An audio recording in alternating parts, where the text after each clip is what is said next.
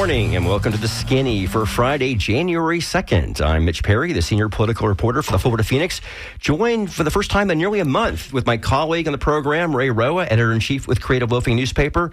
Ray, great to see you. I think the last show we were on together was Friday, December 5th. Oh, man, if it was that long, I'm sorry. I did miss it here, but I'm really happy to be back. So you were in Hawaii for a part of your vacation the last month in the show, and did you participate? You said you were going to be in the Honolulu Marathon. Yep, ran and completed the Honolulu Marathon on December 14th. Ran an extra mile, 0.3, because there's like 40,000 people registered or something, and you're weaving out of people, in and out of people. And I looked down at my watch and I was like, why have I run an extra mile? Oh my God! But I did it. I'm here. What was your time? On the clock, just over 6 minutes. So I think, or 6 hours. I would have broken 6 hours, I think, if I had run in more of a straight line. Yeah. I think. But it was impossible. It was a great time. Wow. So. I'm very impressed. Okay. Well, great to have you here with us. Great to have you, our listeners, back with a new year here at the program. And we're going to talk about the news media today. And later in the program, we're going to talk about local news here by talking to two excellent photojournalists who've been working in the Tampa Bay area for years. One in print digital, the other in television. That's Dave Decker and Tim Kania. We'll get to those men in a minute. But first, we want to talk about the recent kerfuffle over at CBS's 60 Minutes that broke a couple weeks ago regarding the news about CBS's new network editor-in-chief, Bari Weiss, spiking a report about migrants being deported to El Salvador's notorious CCOP prison. And that story, of course, was not taken off the air, basically, before it ever went on a couple of days beforehand. And joining us to do that is Eric Deggans. He's a critic at large with NPR and is a Knight Professor of Journalism and Media Ethics at Washington and Lee University in Virginia. Good morning, Eric. Hey, good morning. Hey, Eric, first thing before we get into talking about Bari Weiss and CBS, I know you're a graduate from the University of Indiana, so congratulations to your Hoosiers after kicking Alabama's ass yesterday in the Rose Bowl.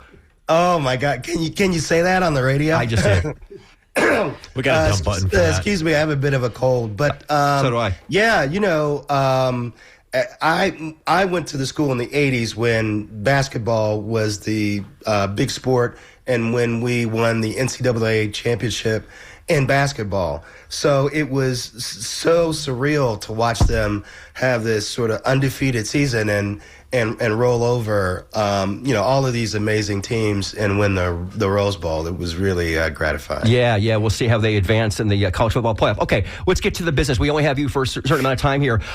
So the story, we're mentioning this story that was spiked on 60 Minutes was about how the Trump White House early this year was deporting hundreds of Venezuelan migrants or undocumented immigrants, if you will, to El Salvador, a country where most of them had no connection to. The White House claimed that they were terrorists and a part of a violent gang, and they deported them there immediately. Some of those men told 60 Minutes on the broadcast that they were tortured and suffered physical and sexual abuse inside CCOT. The producers had reached out to the White House for comment, but officials declined to speak. But Weiss said 2 days before the segment was aired that the story needed more work, and specifically to hear from somebody from the Trump administration, even though CBS had reached out to that. Of course, the story did not air and made a lot of news by not even airing, but since it's popped up online when the story had been sent to Global TV, which distributes the show in Canada, this has led to a lot of criticism that Bari Weiss is simply trying to protect the Trump administration. I guess the first question is to you, with all this having taken place, knowing the highlights on Bari Weiss being hired by David Ellison at Paramount Skydance, what's your immediate take about what happened there? Well, I mean, first of all, it is kind of a complicated situation. And my understanding from reporting on what happened was that Bari Weiss had offered some feedback on the story on like a Thursday, which the reporters had incorporated.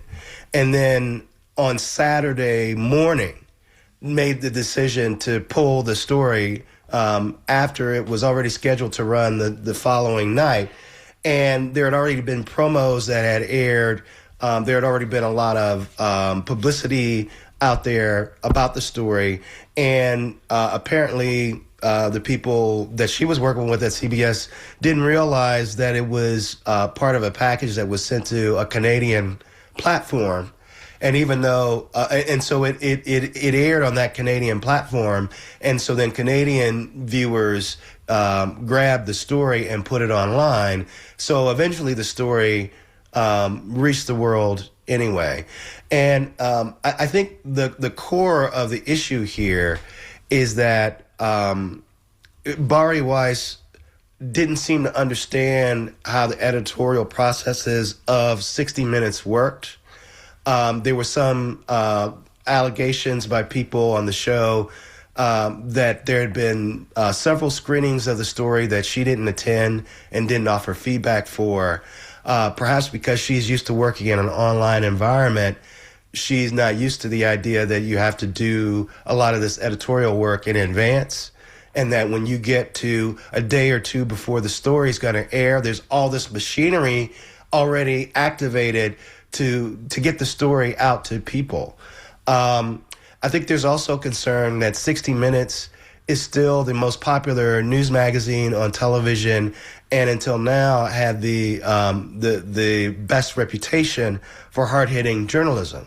And so if you can't adequately defend pulling a story, and again, they're saying, Bari Weiss is saying that they were holding the story, that she didn't spike the story.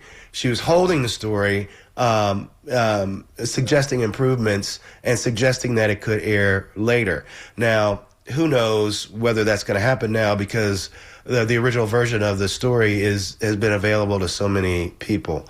But I think the core problem here is that Bari Weiss has not sufficiently articulated to the staff what they're doing that is somehow substandard or needs correcting. This is a larger issue, I think, than this one story. She has sort of come in and, again, according to reporting that I've read, said during, meetings, why don't people trust you?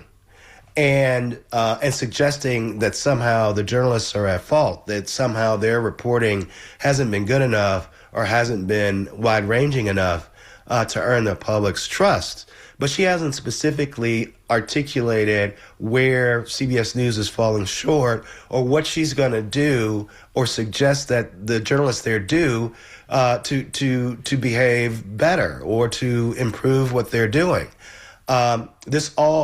So it makes everyone sort of feel like this is sort of a bad faith argument.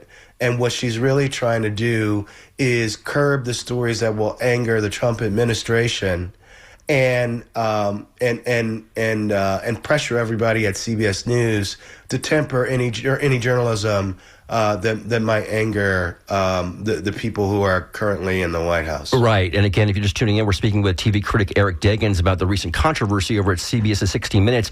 Also, I want to bring up something that happened, I guess, 30 years ago. Another controversy at 60 Minutes. That's when producers there killed an interview with Jeffrey Wigand, a tobacco industry whistleblower who had evidence that cigarette companies knew their products were addictive and carcinogenic. CBS lawyers were worried about a potential lawsuit, so the interview got shelved. That story eventually came out anyway. The lawyers' fears proved overblown, and 60 Minutes spent years trying to rebuild its credibility. Folks might remember that was the source of the movie, the 1999 movie The Insider, starring Al Pacino. And I'm bringing it up because the reporter regarding this story, regarding the El Salvador, the migrants being sent to the El Salvador prison, Sharon Alfonsi, she wrote in her memo criticizing the decision by Bari Weiss. She wrote, and I'm quoting here, quote, CBS spiked the Jeffrey Wigand interview due to legal concerns, nearly destroying the credibility of this broadcast. She wrote, it took years to recover from that low point. By pulling this story to shield an administration, we were repeating that history, but for political optics rather than legal ones. And again, referencing there's a difference there that what CBS did in 1995 was concerns about being sued. It wasn't a shining moment by any means there. But in this case here, the perception is that they killed the story because the Trump administration had declined to comment on it. Your thoughts there, Eric? Well, again, Bari Weiss's point of view would be that they didn't kill the story, that they held the story. Right. And that they want the journalists to do more work on it. Bari Weiss is so new in this job that it's going to be up to her to prove that when she says something like that, that it's actually true. We're going to have to watch to see whether or not that story actually resurfaces and whether or not she's able to use her contacts to get somebody to deliver some magic comment that's going to somehow make the story better. What's important to me about the Wygant story, besides the fact that it did harm the reputation of 60 Minutes, is that the reason why that story got out is that the producer of the segment, Lowell Bergman, refused to be silent and spoke up about what happened. And that's why the public figured out what happened.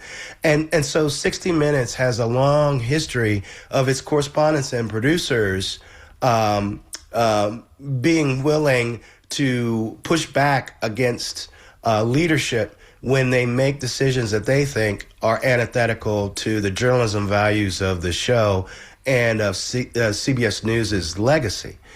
So Sharon Alfonsi, the correspondent who did the more recent story that we're talking about, she sent a memo internally that she probably, well, I don't know that she knew it was going to leak, but when you create a memo like that, where you say holding the story as a political act, you got to know there's a risk that it would leak, and it did leak, but there's a long history of that. So I've seen some news executives out there sort of criticizing Alfonsi for speaking up and not obeying her superiors.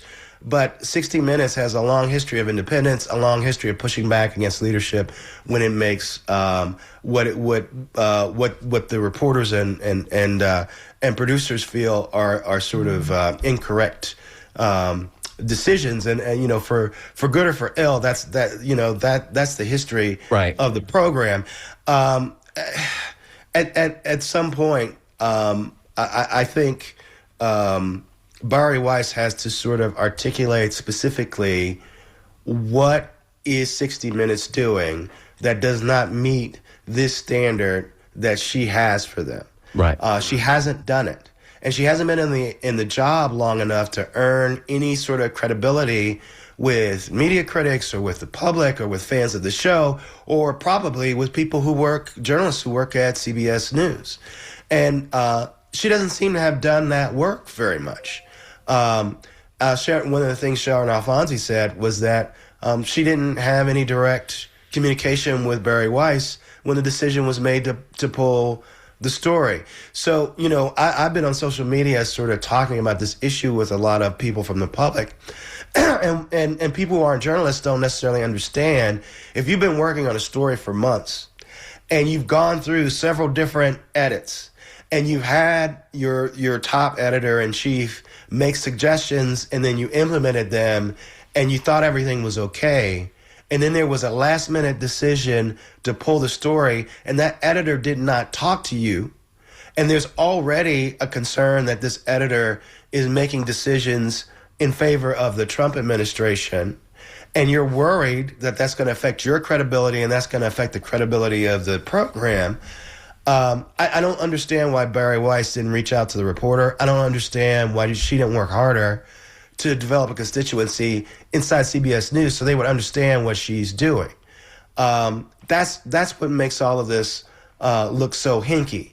And as a reporter, when you have an 11th hour decision like that, to have the explanation be, well, we didn't have an on the record comment from the administration, when Alfonsi said they tried to get comment from 3 different administration departments.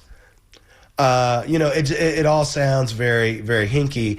And at some point, I think Bari Weiss has to either get that story on the air so we can see, what kind of improvements she insisted and whether that made any sense, or sort of explain to her newsroom in particular what her thought process was, so that everybody can get a sense of, what is she talking about? What is going on here? Right.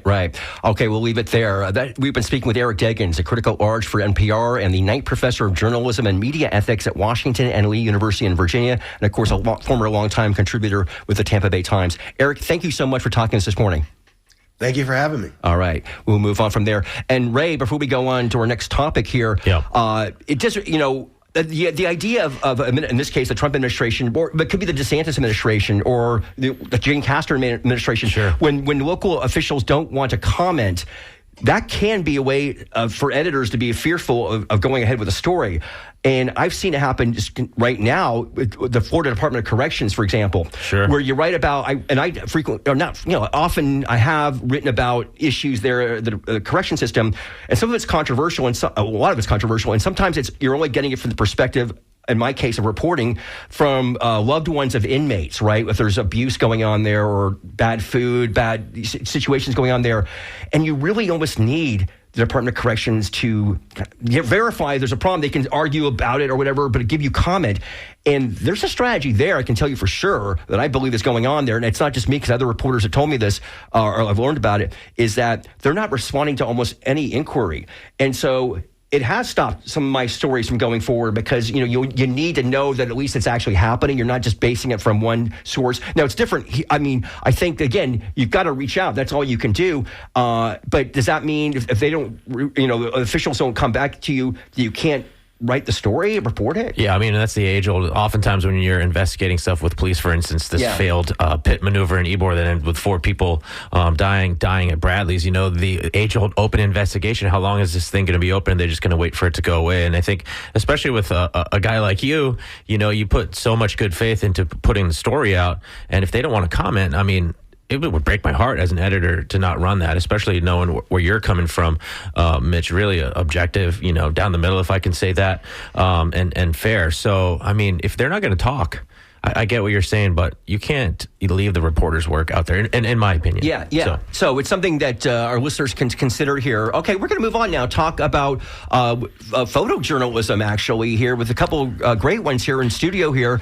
We've got Dave Decker. He's a photographer based here in the Tampa Bay area, where a lot of his work can be seen in Ray's publication, The Creative Loafing, where this past year he's captured a protest of events outside of Tampa, places like Washington, D.C., Chicago. I'm sure there's others, Dave, and you can tell us about that. We've also got Tim Kania. He's a veteran television photojournalist working in the business for more than 3 decades. Tim started off in Lynchburg, Virginia. Then he went on to WESH Wesh in Orlando, WBBH in Fort Myers, and that was in the 90s. And then some 8 years at WTSP, St. Petersburg, in Channel 10 here in the aughts.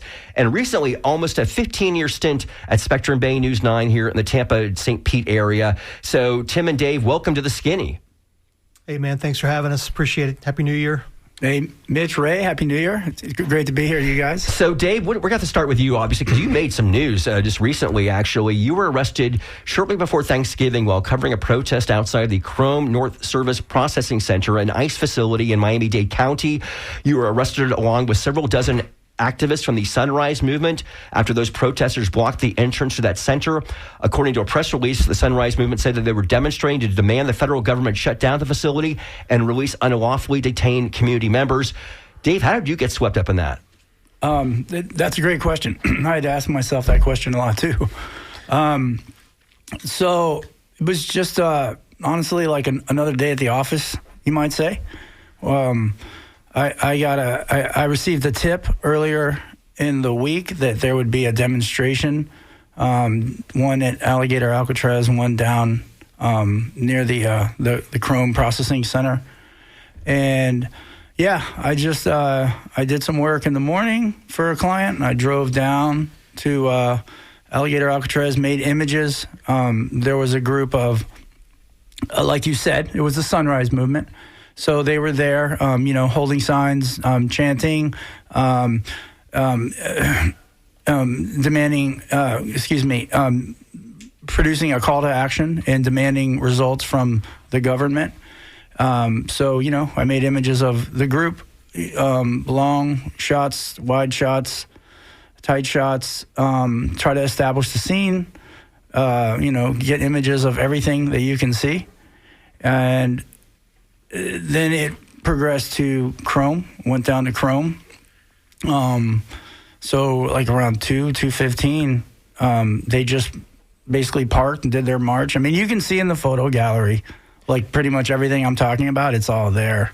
Yeah, I mean, in the photos, they were marching to the Chrome Detention Center. I think, these Sunshine folks knew they were going to get arrested, and you're out here shooting. There's pictures of you on the side of the road, but there's also video of you on the shoulder. At what point did you think you were going to get arrested, and or did it just catch you completely by surprise here? And can you discuss the actual arrest and what they said to you? Yeah. I mean, I never thought I was going to get arrested. Never. If I thought I was going to be arrested, I would have left. I just did not think that. I've never... Look, I've been in a lot of situations like this over the past 6 years, documenting, culture and, I guess, for lack of a better word, like social justice issues, things like that. And there's a space that we exist in, and we're trying to basically just, visual journalism is like print journalism and web-based. I mean, we're trying to produce images that tell the truth, and if there's a reporter there, those images will fall into their reporting because they're trying to do the same thing. So when I do wire work, it's like you're just shooting for a reporter who could be anywhere doing research. So that's what I was doing, and in that capacity, I never felt threatened or never felt like I'd be arrested. But what did happen was I was backtracking, because I was shooting video and stills. And we get down, they did a demonstration of civil disobedience, which is like, I think we all know what that is. It's basically where MLK style, where you sit down, you make yourself arrestable, and, everything's kind of figured out. That's what was happening. And I was just documenting it, just like I always do. And I do want to clarify. I had press IDs clearly visible. Yeah. So I'm a member of the National Press Photographers Association. If you're involved in visual journalism, from video to even documentary to still photography, I feel like you should definitely be a member. Did you get a warning that you were going to get arrested? Law enforcement never even looked at me. They never talked to me. They never pointed to me. They didn't acknowledge me, which I'm kind of used to. That's kind of like when we're in the field. They're generally, they can see that. Usually they see press. I mean, always they see us and then they let us work. Tim, have you ever had a situation like that? I mean, I don't think you've been arrested ever before, but do you ever thought you might be? Oh yeah, there's a bunch of times back when the Antifa, like after Trump got first elected, and there's a big scrum of people, and like obviously you camera guy, still photographer, you want to get right in the mix of it. You want to be really close, you want the action, you want to find like the loudest person and get the kind of the money shot, and it's a precarious situation. A lot of times you're like, well, I'm out here in the public and I'll risk it because I want to show people like, hey, this is really what's going on. And it seems over the years that our space of freedom is shrinking, and it's like, well, I don't really want to stay on the sidewalk and zoom in, but I will. But I think it's worth getting arrested to claim that little spot in the street for ourselves for the First Amendment. But no, I haven't been arrested at this point, but that is definitely a possibility, and it seems like they really clamping down on like how close you can really get to this scene, which is discouraging. Usually I'm. In the 90s, you could stand right next to like a firefighter where he's like, hosing a house down. Now you're like 2 blocks away behind 2 rows of police tape. So anyway, it's like a massive gaggle. You know what I mean? It's just like. And the cops usually used to honor that. Like, oh, you've got the press badges on. I've got a big camera. And they're like, they'll give us leeway. Like, we're not instigating this stuff, but we're there to capture it. It used to be they would honor that. So. Yeah, which I miss, Right. Dave Decker, you started a GoFundMe campaign, which according to a November Tampa Bay Times story, you had raised at that point over $21,000 to cover your legal costs, recover your car, replace maybe some damaged equipment. Are you pursuing any legal action regarding this? So I have some injuries. I just went to a doctor at Tampa General Hospital, and they scheduled me for what's called a nerve conduction study. I'm diagnosed with what's called polyneuropathy, because I was cuffed with my hands behind my back for about 5 hours, and in that time, they have you in flex cuffs, which are difficult to experience. It's hard. I'm trying to figure the right words to explain what this is like. Yeah. Almost like zip ties. Yeah, they're like zip ties. Yeah, flex cuffs, zip ties. And when your hands are behind your back for that long and you're sitting on your hands, your hands just go to sleep, and it hurts, and you can only sit in so many positions. So since that time, I've had extreme ham numbness. I can still play guitar. I play in bands. I can still do everything, but it hurts all the time, especially when I wake up because you're tight. Yeah. So you got medical issues for sure. Yeah, medical issues, and then there's wrongful arrest. Mm-hmm. I mean, yeah, we should say that the charges have been dropped against Dave. It was surprising to see the state attorney was going to pursue these. I remember watching court in the morning. I think it was like Sunday morning in Miami, watching criminal court for hours, and never saw Dave. And I think you were in jail for 36-something hours like that. It was a long time, almost 2 days, but the charges weren't dropped against you until I think December 16th. Yeah. So almost 3 weeks after your arrest. Yeah, I was arrested on Saturday afternoon. I was cuffed, and I was released from the actual jail on Monday morning around 4 in the morning. Wow. So it was quite an adventure. Now you work for Zuma Press. Who was Zuma Press? So Zuma Press is a wire service. Okay. They're a press wire service, kind of like some other notable wire services out there like Getty, AP, Reuters. I'm asking because I know you were in Illinois covering an immigration protest outside of Chicago in September when you were shot and hit by pepper balls by federal officers. Can you give us a little more color about what happened there? Yeah, that was interesting. So that was the federal government. And they were they were just shooting anything that moves, essentially, with pepper balls, tear gas, things like that. Similar. What location were you at there in Chicago? In Chicago, I was at the Broadview Processing Center, which is actually not even a detention center. They kind of retroacted it to being retrofitted it to being a temporary detention center. They're supposed to just run people in and run them out. There were people protesting there. The federal government, the Department of Homeland Security, they did a collaboration with CBP, the Customs Border Protection Service, ICE, Immigration Customs Enforcement. They had HSI and ERO out there. So those four agencies that sit under the DHS umbrella, they were all working in collaboration with a project they called Midway Blitz. So essentially they were going with tactical militarized CBP units, which they brought from different parts of the southern border in those sectors. And they were in Chicago, leaving every morning 10, 20 vehicles deep, stacked with, 4 or 5 agents. They'd go out, they'd bring people back, and they'd process them. So there was a mass movement, mobilization of community members who were obviously affected in a lot of negative ways. I mean, I think there's Sarah Ellison, the federal judges, pushed back real hard on what they were able to do, but they were using a lot of non-lethals on everybody, including journalists. Yeah. And I got shot. I was with another reporter she got shot in the face. I was shot 7 times, ambushed by a Customs Border Patrol agent, and we're just making pictures, taking notes. Right. So that's what they do. I just want to tell our listeners, if you're just tuning in right now, it's 11:35, 35 minutes after the hour. You're listening to Skinny here on WMNF.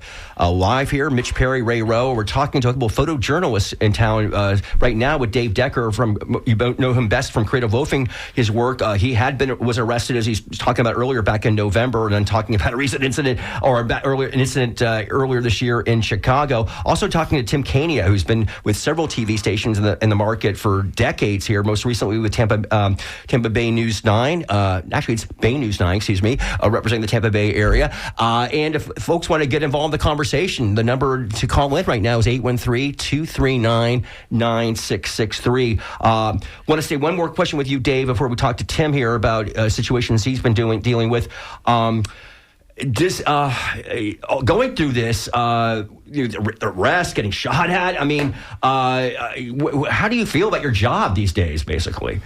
Oh, I love my job. Yeah. I love my job. I love everything about my job. I don't like going to jail. Right. But I'm doing exactly what I want to do in my life. Yeah. I mean, I have a studio in Ybor City at the Crest Contemporary in there, and I use it as a business office. I do like client work, but my passion is documentary. Yeah. I mean, I work like locally. I work exclusively like with Creative Loafing doing news, and I love that. We're able to amplify voices locally, and the opportunity to work with such a strong group of reporters and photographers. I should say that Dave came to Creative Loafing. I interviewed him for one of the bands he was in. And then shortly after that, he started taking photos, and he was a concert photographer for us right before the coronavirus. And then it all shut down, and he quickly pivoted to protest photography. And I think there was a little bit of a coming of age and realization of purpose there. And it was crazy at that time. As you know, Tim, you were out there, covering all those protests. So, ever since 2020, Dave's just been getting after it. And it's been really interesting. Well, it's been great for Creative Loafing readers, obviously, to have those photos both online and in the paper. Tim, let's talk to you. Thank you again so much for coming in here. I just, personally, I should tell, I worked with Tim a lot back in my tenure. I was at Bay News 9 from 2019 to 2022. Some good times. It wasn't so good at the end, and we'll get into that in a minute. But Tim, you've been through a lot over the years, decades, doing TV news. I find it so interesting because before I worked at Bay News 9. I'm a reporter. I try to follow everything. I probably watch less TV news coverage than reading it or listening to it, in terms of getting my news consumption. But I know a lot of people get it through television. They really do. That's the power of local television news. What's it been like your journey, just doing it over the decades, and how news directors go about covering news, and where do you think the industry is right now? Yeah, I wanted to first say, Dave, I'm sorry all that happened. I really respect you for being out there in the trenches. So hopefully thank you, brother. Won't happen again. But I respect you for being out there. Yeah, I started in '92, and I worked with some older guys in a bureau. And my boss was he was liberal, but he did not take anything. He did not bring that to any stories we do. He was very fair, and he told me that the role of the media was to be the government watchdog, which I had never heard that before. But it makes sense because no one else can do that because they have full-time jobs, but it's the role of the media to really look at the government and inspect them and hold them accountable, which is a noble thing. So I started out, doing a lot of city council stuff and whatnot. And then over the years, I really enjoyed feature work, and I enjoyed, taking pretty pictures and, shooting, beautiful things in nature, like, God's beauty, and that kind of helped me get, move beyond city council meetings and county commission meetings. And, that has been something that, I really made me rise to the top no matter what station I was at. And then, obviously features, you can kind of overdo it and you can kind of get soft because you might say, hey, you got to go out and cover this protest, or can you run out and do a press conference real quick and throw up a live shot? So you don't want to get stuck in that one vein too much. Right. But, creatively, that's a great outlet for me. And I kind of parlayed that into different jobs, moving market to market, and did investigative stuff when I was a chief photographer down at CBS station in Fort Myers, which is, very fulfilling. And over the years, just, the friendships that I've made with people, the deeper friendships, deep emotional connections, in addition to doing great work, kind of serving them as an older, despite my youthful appearance, I'm mostly older, close to the age of people I work with now. You were born in 2000? What? That doesn't make any sense. They don't even remember 9/11, which is just weird to me. Yeah, right. But serving as a mentor, and putting people at ease where, obviously I want to do something creative and emotional and memorable and visual, but it's later in life, serving others, being a servant leader and right. Putting people at ease because they're younger, maybe writing out of fear and being nervous, but knowing they're with me. I know where everything is, puts them, again, at a level of comfort, which again is fulfilling, being a mentor. And also, I'm really glad to have served like that. The thing I learned, obviously, doing TV news, working with you and with everybody else at Big News 9, is like how much of a team reporter and photographer are. Now, I did that when I was doing print as a creative loafing. I had some photographers I worked with, but not every time I'd go out with a photographer. But in TV, you literally do go out. It's the only way it's done is with the photographer, and you really, the right reporter puts the words down, the photographer puts the pictures up, and you really need to be in sync. And it's good if you're in it helps. You don't have to be in a good relationship or a relationship at all with your photographer if you're a reporter. But boy, it helps because you're sharing that product up there. But the photographer, nobody knows usually him or her behind the scenes. They see the reporter's name up there and there's that person talking all that. But I just found that was very rewarding to me, Tim, is that collaborative effort because it had to be totally collaborative. And in my case, I was totally novelist television news. I was really hired at Big News 9 in 2019. They said they didn't care they had any visual background because they wanted somebody who knew Florida politics and Tampa Bay politics. Yes, and the photojournalists will make you shine. Yeah, so. and they mostly did. Absolutely. You did. Adam Vance did. They had me work with him. Others there.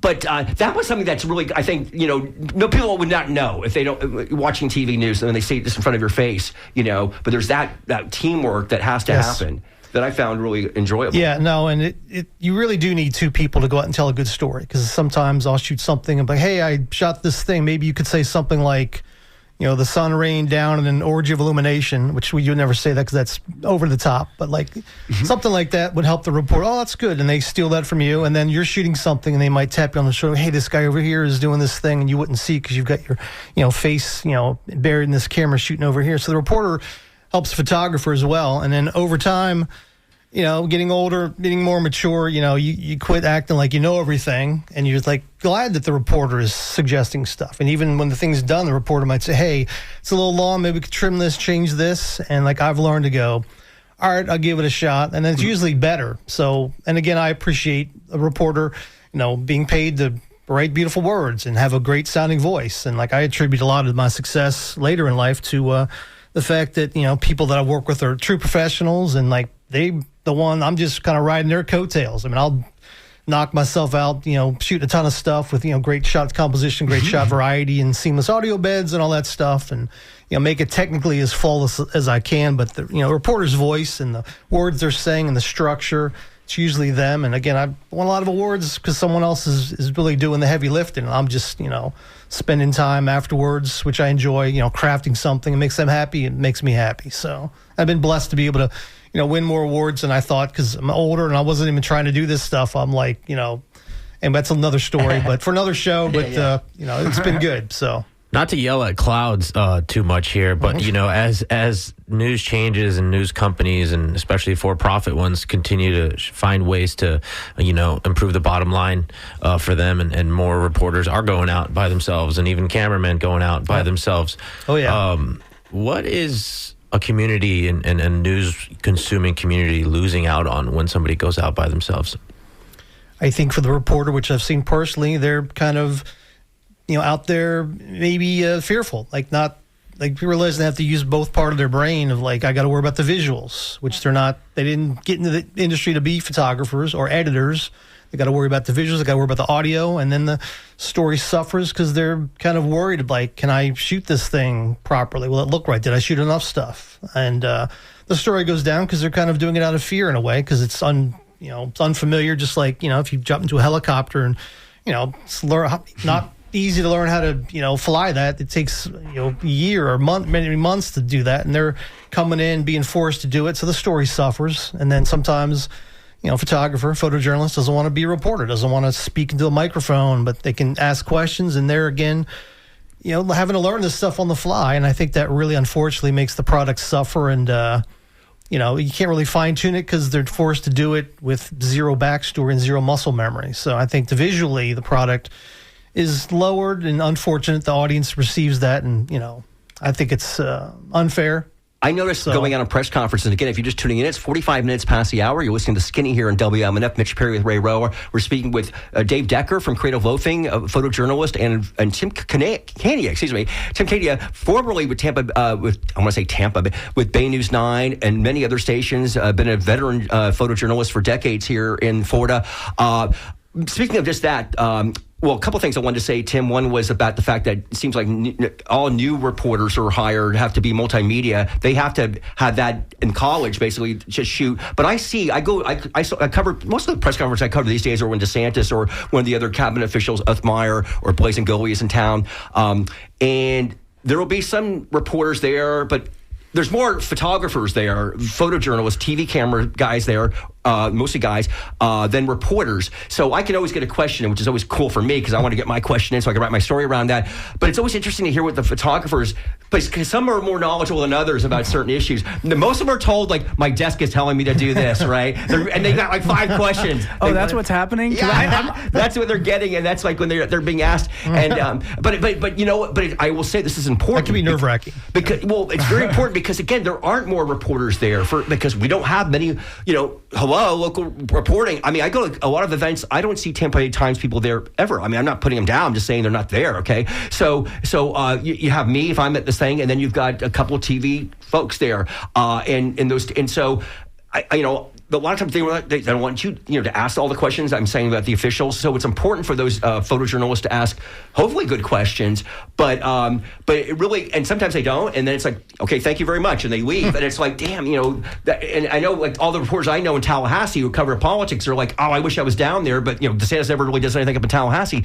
But I've seen you do that obviously, and in some cases you're very aware because you follow news pretty closely, and other times you do rely on somebody from the desk to help you out there.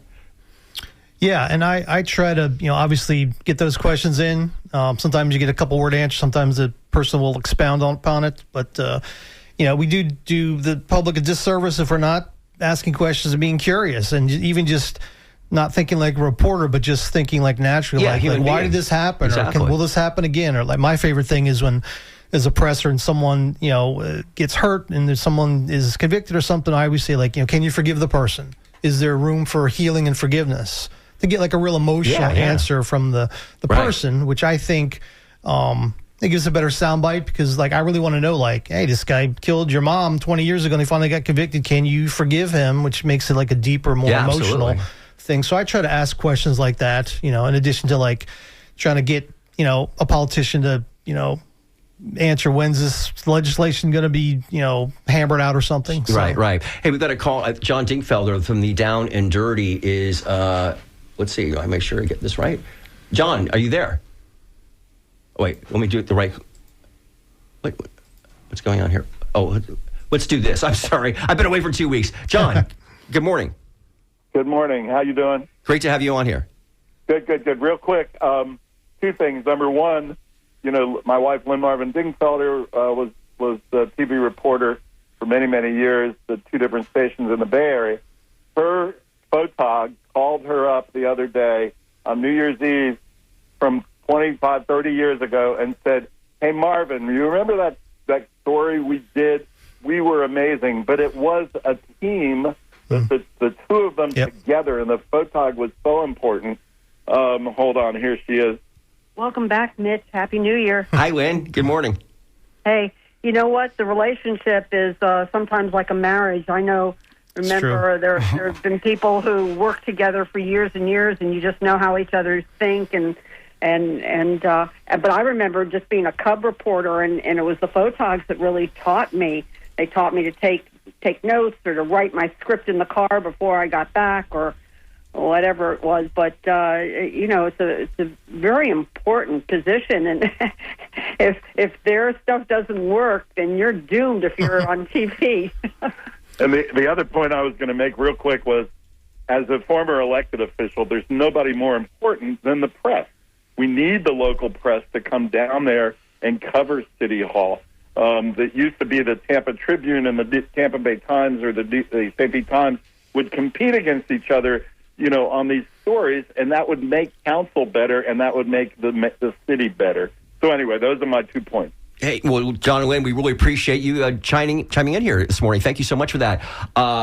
Tim, let me ask you, you talked about mentoring people, and I always go up and down and say, oh, man, who's going to do this job anymore? But then you meet, fellow psychopaths who are, really into this. And I've met some really, really great young journalists through our internship program, and they're just really all about telling stories, but even more than that, helping the community understand issues and helping, give them, information to make decisions about their lives. And they're really all about it.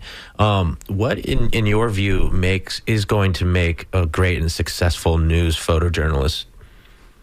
Like a one-man band or just the camera guy? Yeah, like when you're interfacing with these young folks, they get so much of a bad rap, right? Like, oh, they're lazy, they do this and that. But really, there's so many young journalists out there who are just all about it. And what makes them great, specifically in the visual field?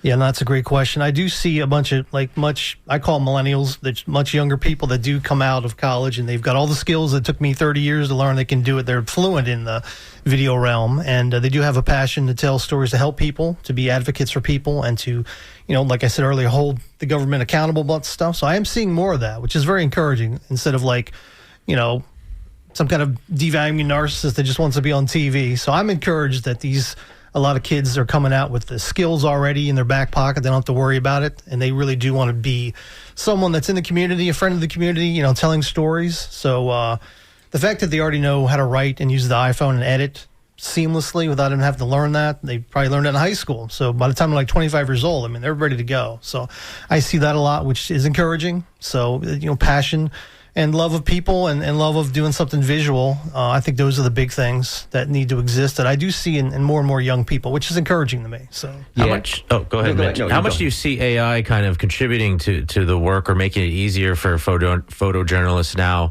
And maybe it's a question for both you, Tim and Dave. And how do you see it kind of hurting the industry and maybe further eroding trust? Where does it play out in the visual world of newsmaking? Yeah, I know for me with the latest edition of Adobe Premiere, it's got an AI button where if you run out of, if you need to shot the last 10 seconds, you only got 7, you can extend it and it seamlessly knows how to do that. And you can't tell a difference at all. And that is helpful. And again, I'm not trying to lie to the audience, when I'm doing that, but I'm like, I needed that shot to go 3 seconds. That's helpful. You can make graphics in 3 seconds. Like if you use Grok AI or something, you can do a full, 1080p thing with words and it looks amazing, You can animate it as well. So I think that's good, and I think we will learn how to use it for the good. I'm kind of an optimist about the future of how the world is. So I think we'll harness it properly. But it can, you could sit there and use that and make a whole package with, fake images that you're creating with a paid service, which again, if you're stuck, I don't know, you shouldn't do it. Because obviously we have iPhones, we can shoot whatever we want. So I think there is that double-edged sword that can help the lazy, but then the good person can enhance it and use it for the good. So what about you, Dave? Thinking about AI and how it's deployed now in newsmaking. And what you do, you literally point your lens at something, open up the shutter, light comes in, and you try to capture what's there. You get it in front of your computer. What does your relationship with AI look like, and how is it changing photojournalism since you started just, 6 or 7 years ago? So in photojournalism, we're held to such a strict set of rules in regards to how we alter an image or even in editing, right? So photoshopping. Yeah, we can't remove anything from an image. And no magic erasers. By the way, there's a controversy about that because New York Magazine has a cover shot right now of Zoran Mandami and his administration. It's all composite. Well, somebody left the administration she after this controversy, and they took that person out of the photo, and they didn't tell anybody about that. And so the New York Times wrote a story about this the other day, saying, fair. At least they should have mentioned that that photo was changed. And so, just talking what you're saying about. Yeah. I mean, it's interesting. So what we're told is that we can dodge and burn an image, basically and you can argue on how archaic rules are and things like that all day, have these ethical debates, but essentially what we do is dodge and burn. So lift shadows, maybe crush highlights a little bit, we curl crop in, but we can't really do a lot of changing. But AI tools in selecting images and things like that are really helpful. Right. So I don't have to use a Wacom tab to grab something. I can just grab a object selection in there, to help. Let me ask you something, Dave. It is helpful. In the beginning, it's really helpful. You got a lot of, or some criticism, I feel like, for editing photos. We used to talk about it hey, what did you do to edit this photo? And you would say, I just kind of edited to look the way it looked when I was there. And people would say, oh, well, Dave, is editing the colors on his photo or something like that. But nowadays, you go to the New York Times, you go to any outlet, and these photos are heavily edited. And yours are like the least edited now. There's so much treatment in photos. How's that been for you? And I think it's interesting that everybody was talking about the Vanity Fair issue that had, I think it was Vanity Fair last week. Yeah, it was the profile of Susie Wiles. Okay. And the photos, the very stark photos of all the members of administration. And Rubio and they had Rubio, Miller, and everybody. And those photos are genuine photos. Right. He didn't do any touch-ups. And people are mad at him for not doing touch-ups. The compositions are brilliant, but there's still a color grade in there. Like they went in and toned the images with color. And I don't have a personal problem with that. But it's interesting, though, because it's drawing a lot of sharp criticism. Right. Very much so. Hey, we got a caller. Mike from Sarasota is calling in. Mike, welcome to Skinny. Hey, thank you very much for taking my call.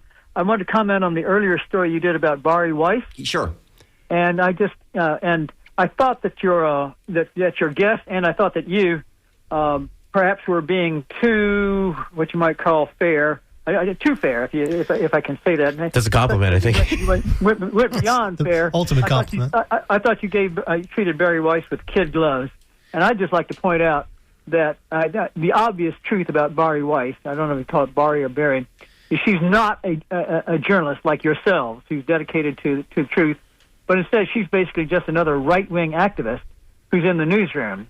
And I say that because if you take a look at her history, she worked for the New York Times, whereupon she engaged in a flamboyant resignation and attacked the New York Times because it wasn't right wing enough. Then she founded the Free Press, which was skewed heavily to right wing. And then when she came on at CBS, she promised changes. And look who she works for. She works for David Ellison and Larry Ellison, who've also promised a right wing tilt in the media. So I don't know if you covered all that, but I think that... no, we didn't. And I appreciate that, Mike, for sure, because that is a context. I didn't want to get too much into leading up to talk about the specific issue, what happened but that's what people are certainly weighing when they judge what Bari Weiss did. Is she just doing the bidding of the Trump administration because this is what David Ellison wants? Absolutely, yeah. That's full context. Yeah, brought out because I didn't hear that. Okay, that's fair. Thank you, Mike. That's fair. Okay, so we only got a couple of minutes left. Before we lose our guests here, anything else, Tim or Dave, that you want to talk about? About the industry.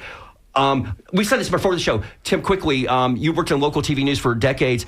Do you think this something might happen with local TV news, like go away, like YouTube taking over and less, reliance on the network affiliates? Got two quick things. I was told by a friend of mine who had spent 20 years at the NBC network at the highest level that he has been hearing rumblings that they're going to downsize even the network, and it is going to skew right. They are not going to put like a liberal spin on it or whatever. They are going to move more towards Newsmax or Fox. Really? Which, again, is a little shocking to hear. I foresee, unfortunately, like TV, like local affiliates shrinking down. Again, maybe have 5 or 6 people running around, and then maybe there's like a lower third crawl, and there's not like, appointment TV where you have to wait for 5 or 6 o'clock, but it'll just be a channel that runs continuously, and the newsrooms will get very small, and if they miss something, like, oh, well, they'll just have to rely on consumer sending some iPhone picture in. So I don't want that to happen, but I do think it might shrink down because I don't think people are making those appointments to watch the news at night. And I think people are obsessed with their phone, so I'm going to shrink down and be some kind of app on your phone. So, Dave, any parting words for people following your work this year? Well, you know what I do want to? I want to thank the Freedom of the Press Foundation for helping me out, and I want to thank. If I can say it, I'm going to say thank you. I want to thank everybody in Tampa and St. Pete for helping me, work through this. And I'm looking forward to 2026. I'm looking forward to telling stories locally, nationally, traveling and staying local, and staying safe. All right. The voice of Dave Decker there, Tampa Bay-based photojournalist, contributor, senior photographer, Creative Loafing, Tampa Bay, Tim Kania in studio with us as well. Photojournalist doing TV news since 1993, an illustrious career. Thank you both for joining us here in the studio. Eric Deggans joining us by Zoom at the top of the show. Thank you, Eric, for coming on. On behalf of myself, Ray Roa, Mitch Perry, my co-host, Skip Sassy on the boards, Anthony Maduro on the phone today. Thank you so much for listening to WMNF Tampa and the Skinny. We'll be back next Friday with Mitch's last show before the session starts in Tallahassee, and then he becomes an exile. I do see Joellen Schilke. Oh, yeah, she is going to talk about No Clubs, 40 years promoter here in Tampa. One of our favorites. They have a huge art show on Saturday. Big article in the paper. Yep. We do have that in Creative Loafing, so go ahead and pick that up. She's here. She'll be on through 1. Thank you so much for listening to WNF Tampa today. Have a great weekend, and take your jacket off. It's warming up.